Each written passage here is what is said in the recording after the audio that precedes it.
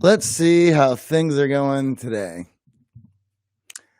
All right, guys. Let's see how things are going today. Um, I had a few things that I was going to chat about, and then I saw a tweet this morning that inspired me to go in another direction. So we'll just see what happens. I hope you guys don't mind, and we'll play along. Let me try to fix this. How's everyone doing today? Good. Let me know that you're live. It's a beautiful May day. We're good. There's a lot going on. Certainly we could all use haircuts, that's for sure. Christina, how you doing? Bowser, how you doing, my friend? Lisa, I'm so glad I'm a part of your morning. Jaron, how you doing, buddy? Right on, guys. Whew. I guess what are we? We're definitely in about 8 weeks to this whole thing. Yes, right on, Jared. Hello to our little charming people out there. So we've been at this for about 8 weeks, and some places are slowly opening up. Basically, what I can gather from this situation is that all of us it has been left to our municipalities in our area to let us know how we're going to be moving out of this thing slowly, but moving forward. And it looks like the herd mentality here on out is what herd mentality. Sorry. Herd. I've talked about herd mentality so much on the show. Herd immunity is what we are working towards, which is never an easy thing, but that seems, from what I can gather, that seems like the plan. So with that comes an anticipation of opening things up slowly, moving forward. What's up, Jennifer? And putting life slowly back together. Now, so I was going to talk about some things, and then somebody I follow on Twitter, Taylor Burrows, posted something this morning, and I love Taylor.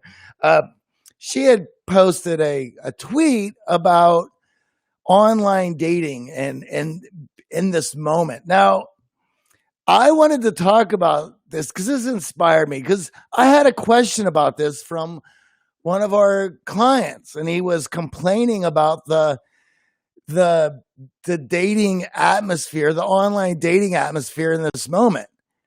And it's like, why are we discussing this? Why are you complaining about dating, online dating in this moment? I mean,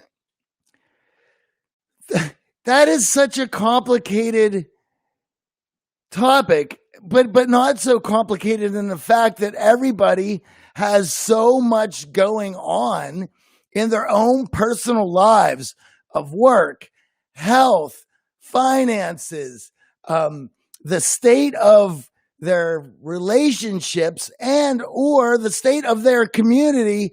And then you are complaining about the state of online dating right now. Let's just dive into that, shall we? I get it. I'm 46 years old. Yes, Jennifer, people are nuts right now. I'm going to get into this. Oh, and Edward, welcome. It's good to see you. So I'm going to get into this right now and just put my thoughts on it. Listen, I'm 46 years old. I'm stating that I'm preferring this conversation with that as an older, mature gentleman, that dating obviously isn't high on my list of activities and wants and needs at the moment. And I've certainly I've lived a full life. We'll leave it at that. So my hormones aren't raging beyond belief. Let's just say that. Now, I get it. when you're young, it's difficult to think about anything else other than members of the opposite sex or the same sex or whatever your preference is. And I get it. It makes things incredibly difficult.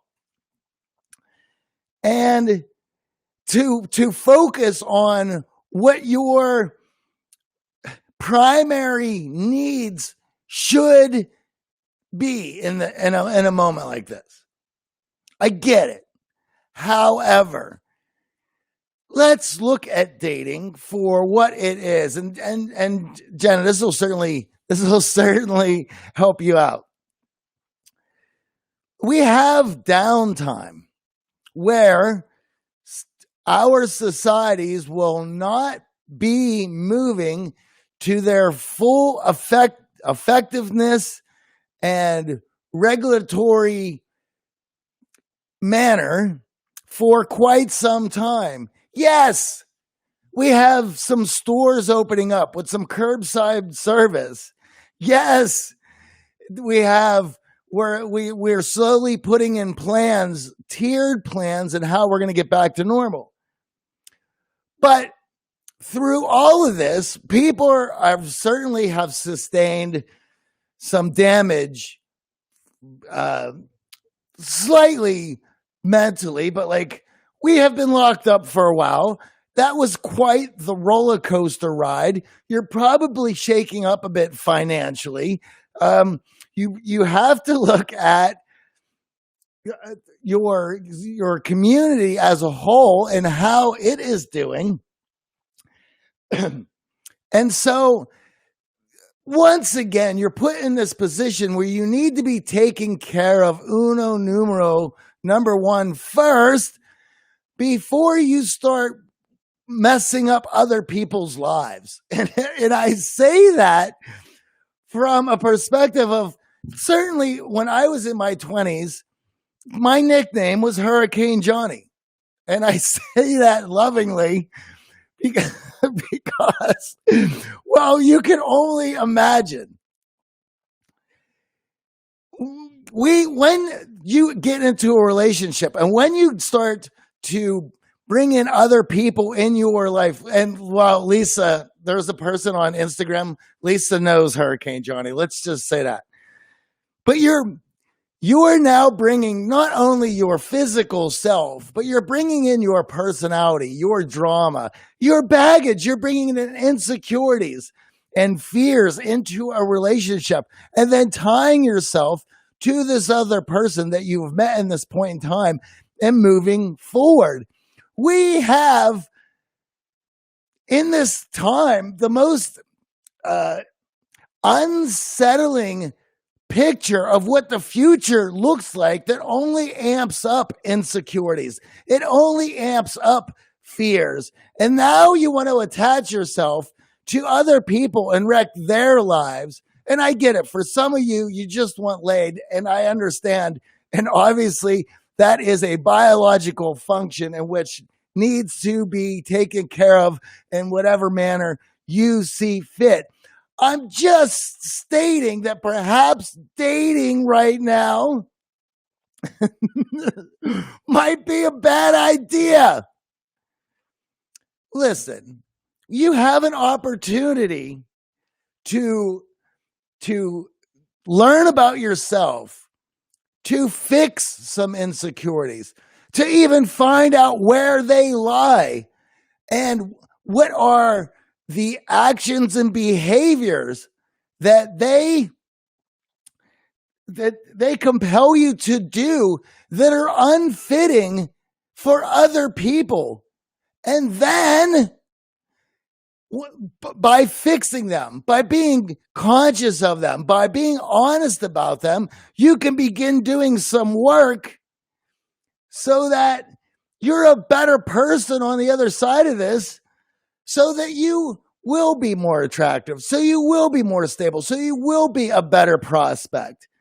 I mean, God, take a moment here to look at the situation and bring all of the insecurities that you have racked up since this quarantine and then bring them into other people's lives and then basically state to them, listen, I'm heavily damaged from everything that has happened. I need you to make me better. I need you to allow me to feel better because of everything that has just happened in my life. People have their own fears, insecurities, and bullshit that they need to work out from all of this, let alone you dumping off your bags on somebody else's porch. We're not always animals, Jennifer. Animal knows that. He's writing a book. He's journaling every day. He wants to be a better prospectus. Wow. So, I mean, what do we got? We're going to be down, at least from what I can tell, at least another month of slowly looking at things, opening some things, maybe 2 months of time where you should be focusing on yourself, your finances, moving forward, your new goals now that the world has been rocked a little bit. And start doing some journaling. Start figuring out what things that you can put in place to be a better prospect on the other side of this. Take some time and relax. What do you think? And so now that I'm on this subject, why don't I continue and just talk about the position that you're putting yourself in while you're online dating at the moment? Look, okay. Here's the thing. While you're online dating, and let's say that you are one of the guys who is able to put a profile together that actually is intriguing enough to capture a young woman's attention during this time. The only thing you're doing for the most part is you're feeding her ego. You're flattering her. You're investing time in the relationship, and she flippantly can enjoy it, take everything out of this online fling while you're doing all the investing. It's a one-sided relationship. There's no investment on her end. For you, there's tons. Jennifer, it's too long not to meet. I have no energy to flirt for 2 months and not meet. Exactly. I mean, you will at some point have to be able to move the relationship to its next level. It can't be sitting in a stalled out fashion. And you'll be connecting on pretenses in a rapidly changing society that we're all going through. So cool your jets for a few weeks, and I have to tweet. I tried to comment on Taylor's tweet, but I had in a coffee madness misspelled some things and then had to delete it. So I'll comment on that today. But why would we want to attach ourselves and everything that is going on to other people in the moment? Everyone's got their own baggages. I suppose you could make the case that the insecurity on both sides will make for an interesting pairing that allow you to feel comfortable.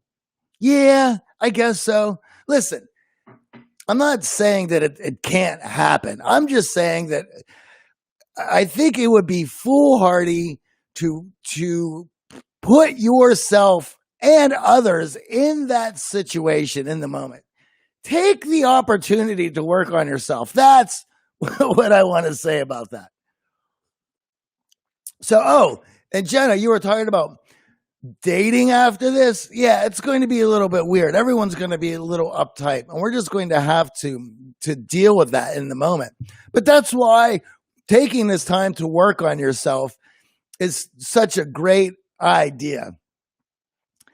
because it just makes you a better prospect. It makes you more solid of a person, and you'll have a better sense of what sort of relationship you want to be in, rather than dumping your bags off at somebody else's door and then asking them to take care of you. That is not a solid plan. That is a recipe for disaster. And yes, there will always be people who will be interested in that. All right. So in general, humans need to understand that we are all imperfect. Yes, Mayor World, I agree 100%. And it is up to you to begin doing the work.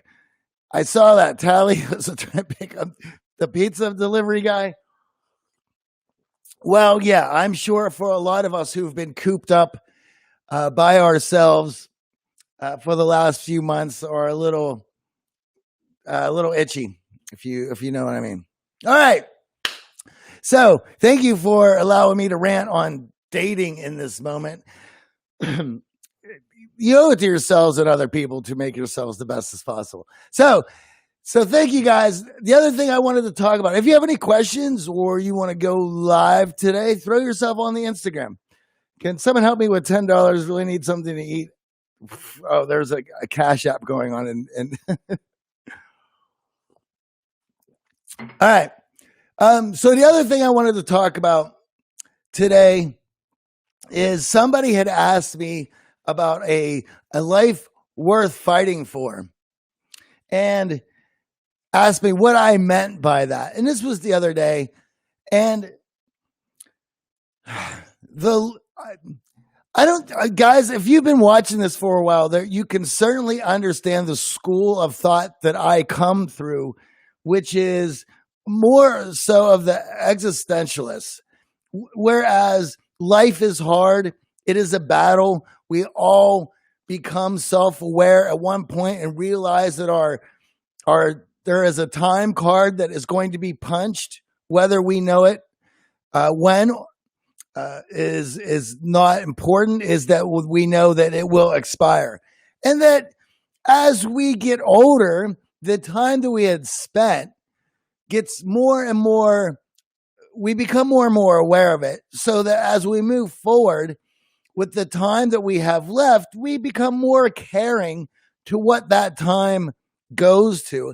And I also use this as a motivational tool, which is constructing a life worth fighting for. Because if every day is going to be a fight, if every day is going to be a struggle, like if we understand that our time card is going to be punched at some point, you can end up with thoughts of, well, then what's the point in all this? Well, the point in all this is to put together your own sense of meaning and purpose. However you find to do that, as long as you make it effective, you can put together what I call this life worth fighting for.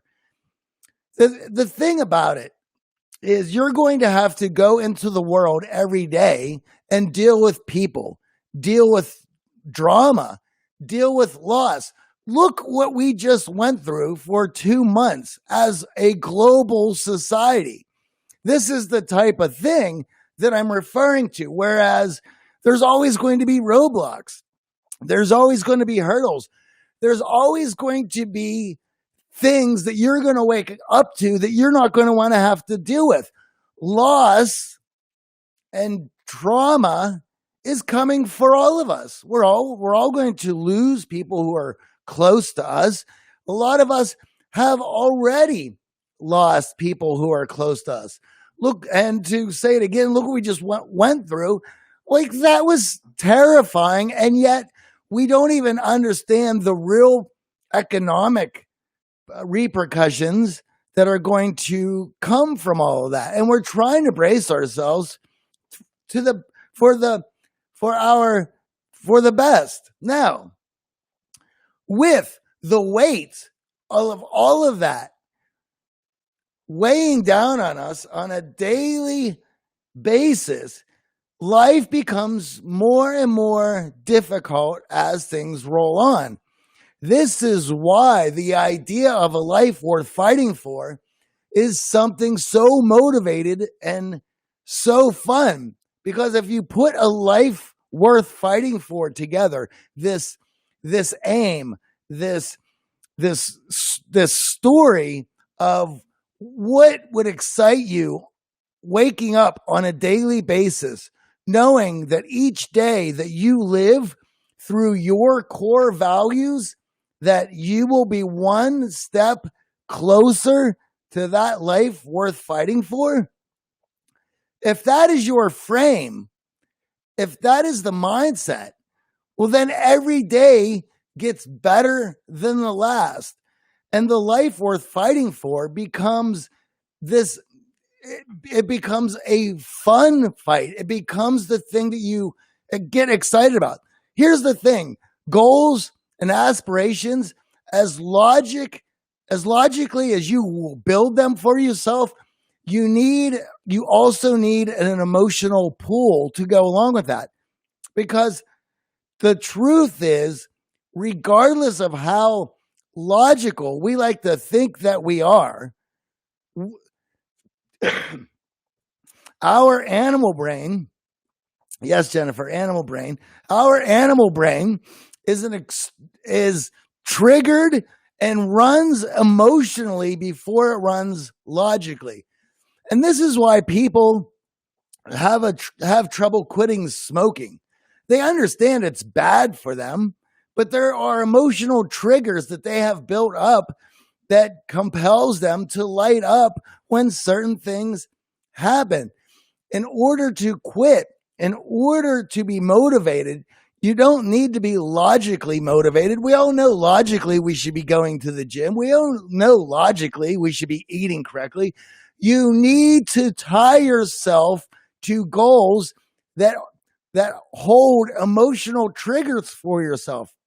This is why the life worth fighting for is such a fantastic and powerful idea, because it emotionally ties you to goals that have set up properly. You are excited emotionally when you wake up to go on with the good fight. Why? Because you're working towards something that you have dreamed up for yourself. Now, that can be anything you want. So, do you guys want to put together a life worth fighting for? Let me give you a few tips and how you can do that. And perhaps throughout the rest of the week, you can build that for yourself so that you know what that looks like. Here you go. Think about it. Needs to be this life worth fighting for needs to be something that you should be able to picture. So it should be relatively short time down the road. 5 years is what I recommend, because 5 years is plenty of runway to make things happen. And it's also short enough that you are able to see it.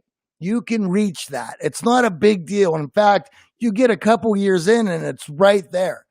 So think about 5 years down the road.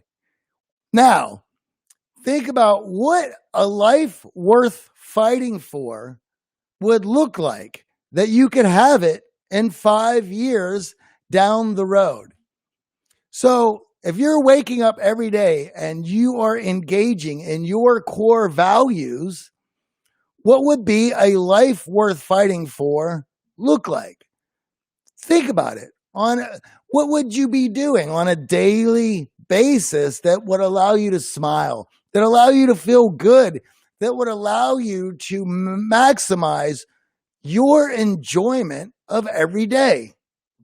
Now, as you begin to picture that, you backwards engineer the core values that you would need to engage in on a daily basis, that if completed so, you would have the life worth fighting for. Now, this is not something that you will put together today, this afternoon. You could, But if you spend some time thinking about it, it will crystallize for you. And then once you have that, put some bullet points together, write it out. When you journal this out, the story of what that looks like is going to emotionally detach itself to that picture. You'll get emotionally fired up. This begins the idea of the life worth fighting for. And this is going to allow you the emotional tie that you will need to start enjoying your day. Because now that you are engaged with your core values, well, each day becomes better than the last because you are setting it up in something that is enjoyable. And not only is it enjoyable, it gets you one step, one day closer to the life worth fighting for. Now, this idea I love so much. I've been using it for years, and we've been using it in our classes. Yes, free candy. That's right. Start it. Start your spreadsheet tonight. This idea is so compelling because you haven't bought into something logically. Oh yeah, that sounds nice. I guess I'll get started on that. Huh? Every one of you who are listening to this have bought into something that you need to be doing logically. And how far did that get you? Not far at all. We've all started and have quit things that didn't compel us emotionally. Sure, we knew we should have been doing it. We know on a logical level it's good for us, but if you're not emotionally tied in, then you're not going to organize everything else to go for it. If you are emotionally tied in to going to the gym, it allows you to feel good. It gets you excited. Guess what? You're going to start laying out your clothes. You're going to have your shake ready in the morning. You're going to be fired up. You're going to start getting up earlier so you can start getting to the gym. But if it's just something that you've logically bought into, it is going to you're going to do it begrudgingly because you are going to look at it as in, well, I know I have to do this and it is what I know is good for me. Yes, work together. You don't have to do it alone. Rusty Charlie, that's right. You can even tie this in with an accountability buddy. This way, you guys are working together. You've put together what your life worth fighting for looks like. And now you can, I need an accountability coach. We all do, Tally. This is what makes it fun. And then you backwards engineer your core values. And in fact, guys, since I'm bringing up core values and living through core values, maybe we'll talk about that tomorrow because they are incredibly important. And if engaging in your core values on a daily basis leads you to a life worth fighting for. So guys, thank you very much for tuning in today. If you enjoyed the things that we've talked about and you want to learn more, check out the Art of Charm's Communication Accelerator. It is in the link tree. It is in the Twitter bio. It is in the YouTube descriptions. This is all of the best bits from our online training programs, live in-person training programs, and all of our expert guests that we've had over on the podcast for the last 15 years, all just down for an awesome product for you guys. So get it, check it out, join it. Let's talk about it. And I will see you all tomorrow. Let's go through this. Intrinsic motivation is hard right now. Absolutely. Find a buddy and share. Yes, starting the spreadsheet tonight. I fight daily to get out of my pajamas. That's why you need an emotional tie to fire you up on the day. We just need to choose what to fight for, and it will really bring us happiness. Absolutely. That's why meaning and purpose is so important. We lost those things along the way, guys. we bought into a logically driven world. Well, that's nice and all that we're living logically, but we need our emotions stirred up in order for us to really engage. It is the emotions that allow us to fire ourselves up. All right. Enabling your listeners to group together, county partners. Yes, Edward, we have that on the AFC network. That is, if you check out the Communication Accelerator in the link tree in the Twitter bio and the YouTube description, you will find that. All right, guys, I will see you all tomorrow morning at 8:30. Cheers.